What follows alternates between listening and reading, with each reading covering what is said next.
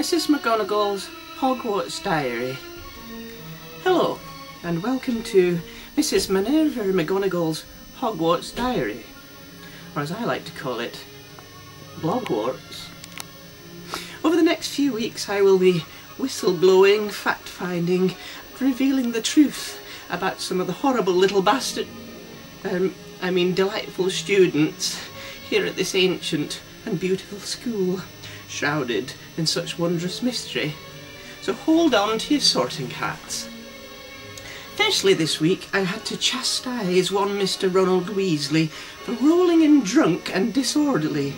It appears that the ginger-haired buffoon had been quaffing butterbeers all evening at the Leaky Cauldron in a pathetic and vain bid to impress his peers. Needless to say, 5 points were immediately deducted from Huffledore. However, 5 points were given to Huffledore thanks to Hermione Swat Granger's flawless execution of her 9 times table in Swahili, thus rendering my initial points deduction an utter waste of everybody's time.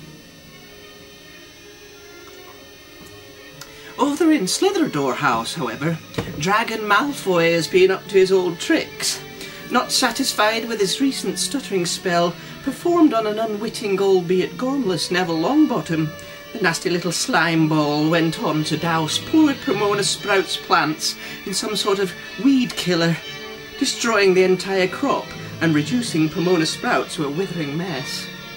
Well, so I could not let that go unpunished.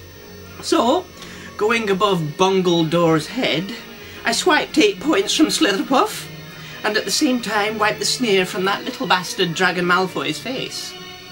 Cyril Snape won't be happy that his little protégé just cost their house a goodly few points. I, for one, couldn't give a fuck. And so to Quidditch. In the recent Quidditch match, England took on old foes Bulgaria, just shading the tie when, supported by outside chaser Katie Bell, Seeker Harry Potter caught and kept the snitch. The scores had been tied at 12 apiece and the Bulgarians had looked the better side until Beater Volkanov was, well, sent off. Captain Victor Crumb was not a happy chappy. I stifled a snigger as I swigged back another brandy.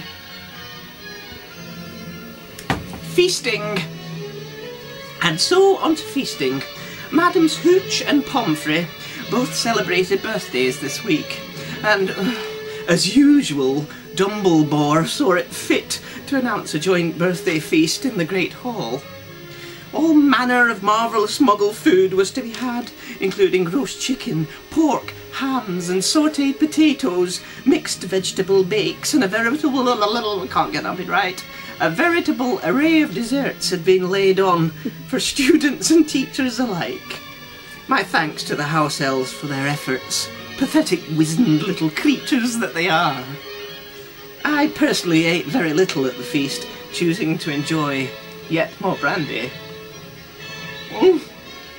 Well, one gets cold in such a dry, cold big building, and the stress I was caused by nearly headless Nick the Prick. Let's not even go there. And so to Hagrid. On a lighter note, thank God that another of Hagrid's ghastly spider pets passed away in the night. The cold air and a combination of old age and poor care did for the grisly bastard. While fat Hagrid sobbed, I stifled the wee grin and raised a brandy in mute celebration. And so, here ends today's Hogwarts blog, or as I like to call it, Blogwarts. 5 points from you if you didn't bother to stick away till the end of the video. However, 5 points to you if you stood by the Hogwarts blog.